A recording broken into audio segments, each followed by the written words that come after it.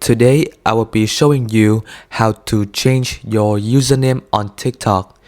If you find this useful, then please leave a like and consider subscribing.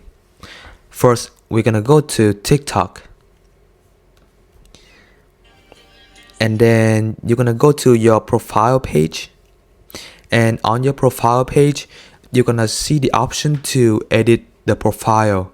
Click on edit profile and then click on the username option, and you can change this to your new username.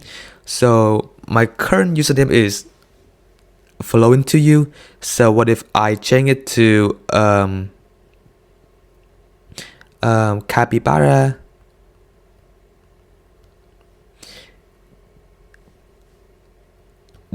dash 2, and then if the username is available, it's gonna show the check mark, and you can only change your username on TikTok for every 30 days.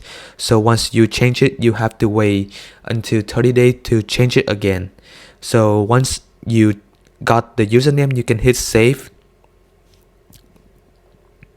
and then click confirm. It will show that your username has been changed. You can reload it to see it. And that's how you change your username on TikTok. Thank you.